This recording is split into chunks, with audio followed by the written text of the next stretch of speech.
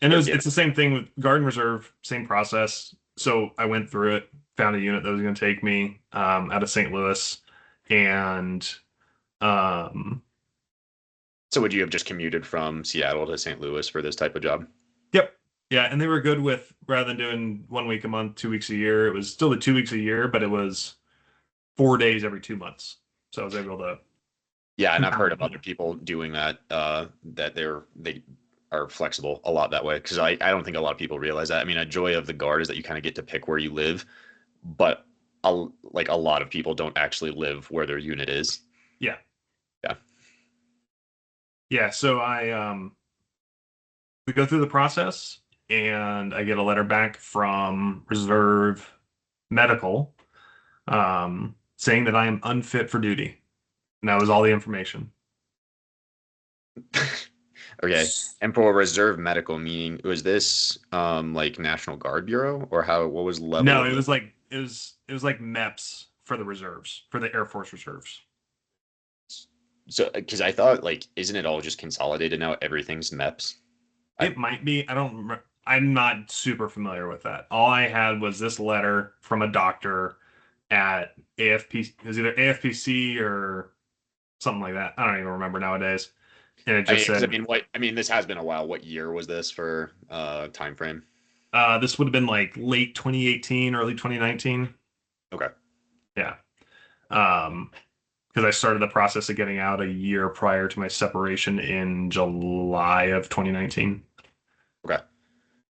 So you go Yeah. through this and like and part of the process is that you have to be medically cleared. Now, I'm actually even a little bit more surprised. So you're not even out yet and they're telling you that you're not medically cleared even though you're still active duty? My deployment folder is green.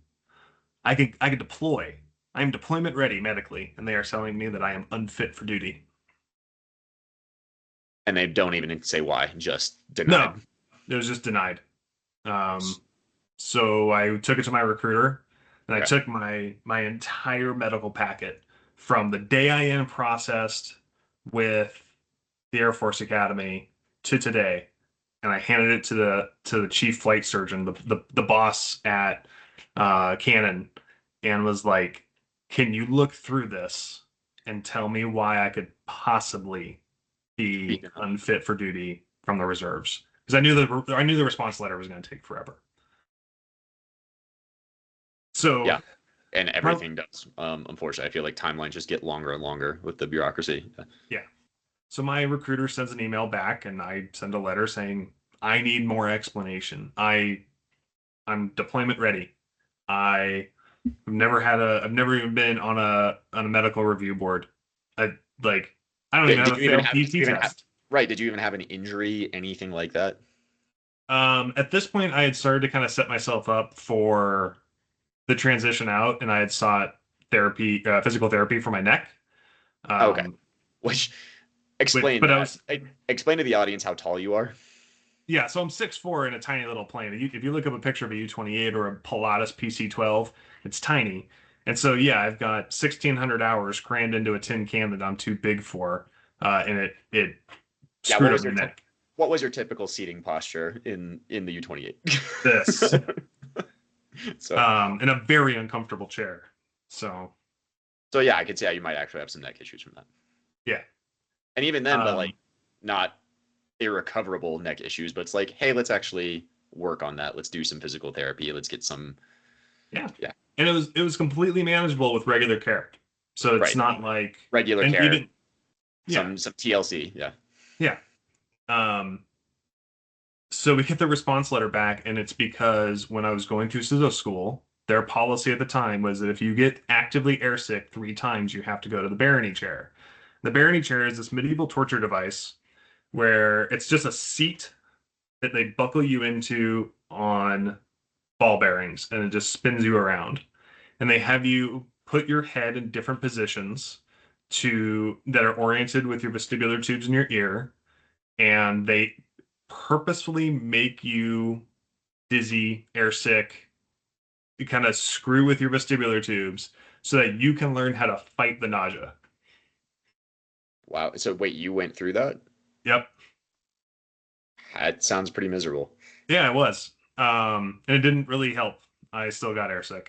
I will, yeah, okay. But I mean, a lot of people get airsick in training, right? It's very, I Yeah. mean, common for people to initially get through that, but I mean, it's also And very common for people to get over the initial air sickness, right? yeah, and mine was only in very specific cases. High temperatures, turbulence, which only really ever happened during you only hit regular turbulence on low levels. Okay, sure. Yeah. Um, and so I mean, we could go up and do all the yanking and banking and twisting and turning you want. It never bothered me. But high temp when it got hot and bumpy, I got I'm sick. very much the same way. Yeah. And Yeah, the G's training don't bother me, included, but just the jostling around, it's like, ooh, yeah, yeah. And the training included advice that on the T6, they have an OBOGS system, which I forget what the acronym is, but it's an oxygen generator. And so I went to 100% oxygen rather than normal whenever I flew from that point. Once I went to the Barony chair on, because that's what the medical professionals advised. And okay, I had multiple IPs yell at me for it because if you turn your OBOGs to 100%, it turns the pilot's OBOGs to 100% too. And so when he's going through his checks and he sees that it's at 100%, he goes, "No, that's not what the checklist says." I was like, "Yes, I understand that, sir, but that's what the Barony chair training said is to go to 100%. Costs nothing. It right. costs And nothing." if anything would make the pilot feel even better, right? Right. OBOGs is not it's not an oxygen tank, it's an oxygen generator. It's unlimited. Okay, okay. And that's, yeah, I was going to be one of my questions. Yeah. But because that's not what the checklist said, I got yelled at. And so, sure enough, I got sick on those flights. Checklist mentality is one of those military pitfalls, unfortunately. Well, you got to have a better written checklist. But, uh, Or actually anyways, be able to think for yourself dynamically. But there's that. Um, so, go back forward to me getting out. I get the letter saying that it's because I was airsick during CISO training. and From this is through the help of the med group at Canon. So you have like some like head honcho medical officer at Canon who No, was they looking didn't for this, or identify it. They looked through all my medical records and they did not identify it. The response letter we got from the oh, reserves. so you had to wait for the response letter because Canon Medical was just like, I see nothing. I don't Right, understand this. Okay. right. And they came back and said it's because you got airsick. And we challenged that and said that doesn't make any sense. Can you make an exception to just do desk duty? Because the reserve unit I was looking at was it was they were standing up a new AFSC that already doesn't exist anymore, and it was um permanent PAOC duty. So they took rated officers that had prior flying experience but didn't want to fly anymore, and they stuck them in op centers to go run the air war. It's perfect. You alleviate rated officers who want to stay in the cockpit from having to do a 365 to the deed or wherever else, Sure. where they lose the qualification in the plane. So when they go back to their plane, they have to go through retraining. Okay. And you're identifying the people who don't want to fly anymore but have the experience you need in a kayak. So that actually makes way too much sense. Is that why it was kanked? I have to imagine that's why, yes. But no, it was perfect. Like it was a great setup. And um there was a reserve unit out of St. Louis that I was going to go to. It would have been really rough. They deploy to Hawaii. That's their 2 weeks a year as they deploy to Hawaii. So, sacrifices of the military life. So, Guard hard, everyone. yeah, exactly. So they came back and said, fine, we'll approve that. We'll approve you for desk duty only. Okay. And I was like, that this still makes no sense, but fine, if you insist. Okay. Wait, so I'm actually almost amazed that they were trying to be that reasonable. They actually did say, we'll approve you for desk only duty. Yes. So what happened from there? So what happened from there was I got out, and the reserves and the guard are uh, they're very temperamental with budgets. So like if they don't have a slot for you, too bad. So I had only kind of began the process with this unit. I didn't have a slot. They were like, yeah, if you get approved for everything, we'll take you and you can go to the next step and interview. And if we like you, we'll hire you. I was like, okay, great. So I was not a sure thing into this unit before I got out. I get out, things kind of change. COVID happens. Nobody knows what's going on. Everything kind of grinds to a halt. Yeah, COVID were not great times. No. So fast forward 2 years. I now have a 2-year break in service. Uh, the unit hits me up and was like, "Hey, we got a slot for you. Awesome, but we need to go re-up um Right. your physical." If you have more than a 12-month break in service, you have to go through the physical again.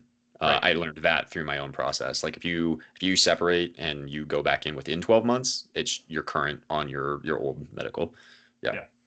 So and not just the standard like MEPS medical, but I had to go get my rated officer Sure. But I physical. mean, but yeah, I think everything is considered current within 12 months. After Yep. 12 months, you're a pumpkin. You have to start over. Yeah. Yep. So they get me set up. I get an appointment at Right Pat. I've bought my tickets. I've got family out there, so I was going to stay with them. I've booked my rental car, and I'm going to leave like it's like January 3rd or something like that. So right after New Year's. I forget the exact date, but it was sometime between Christmas and New Year's. I get an email that says it's dated like early November, and it says, "Oh, you're coming in as a CISO. You've been scheduled for a pilot physical. CISO physicals are handled by the home unit, so you need to go through your home unit. We've canceled your appointment." They knew for 2 months that my appointment was canceled, and they didn't tell me until like a week before I left. Yep. Okay. And I know that there's a difference between pilot and CISO physicals, but it's like one test. There's not it's not that big a deal. And I Right. already have the slot. Just let me take it. Nobody's going to fill a slot in 5 days. That slot's going to go unfilled. But also, so Nope. if they had actually just done their job correctly, they wouldn't have they would have already just directed you properly to the right physical. Yeah. Right. They wouldn't have scheduled me in the first place 6 months prior. Right. Okay. They would have, yeah. So the So first wasted error your time was, and their time. yep. So the first error was they didn't check the paperwork to see what I was getting scheduled for. And then the second error was they caught it 2 months prior, which they could have filled it. Great. But then they didn't tell me for almost 2 months until the last minute where I had to cancel everything. And at that point, I was like, this is why I got out. It's this level of just incompetence and laziness. And I don't even put it on this on the people that are running the system. I put it on the people that designed and maintain the system. Because being out now after 5 years and even see and I don't want to hear the government argument because I see how the VA runs. The VA is fantastic out here. Okay.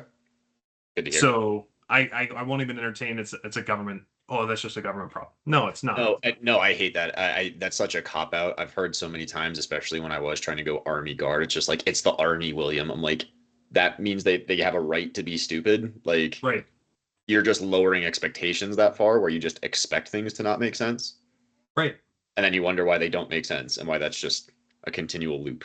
right. Yeah. And so I was like, I'm done. I told my recruiter, like, forget it. I don't want to do this. This is why I got out.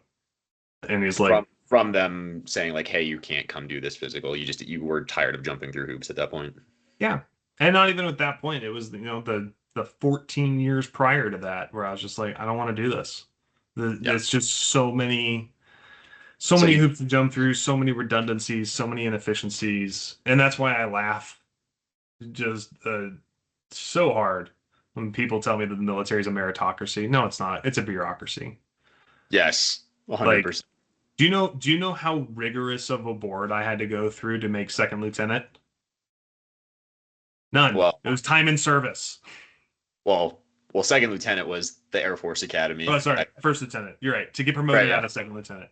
I'd And say then second again, lieutenant was pretty rigorous, I suppose, but yeah, don't get a DUI and have a pulse. yes, Like, yeah, that's first just lieutenant. Yeah, yeah, that's first lieutenant. Even captain. your bar turns blue, and that's it. Yeah, yeah. I mean, the Marines joke that when you go, I forget what their basic infantry training is, but their joke is that by the time that your ruck wears off the brass on your butter bar is the time that you put on first lieutenant, and it's already silver, so you're fine. I like That's that. all it takes. Or yeah, Time and service. right. So I laugh that it's a meritocracy. It's not. I've seen what a real meritocracy looks like now. Um, In your I've current employment, seen, sorry, in your current employment or yeah, elsewhere? Okay. no, I mean, I've seen what office politics looks like because I was a contractor for a while, so I bounced around a couple different companies, which was fantastic to get a lot of experience around. So as Experience a like a perspective. Yeah. staffing contractor. Yeah. Um, and I've seen what a real meritocracy is, and boy, the military ain't it.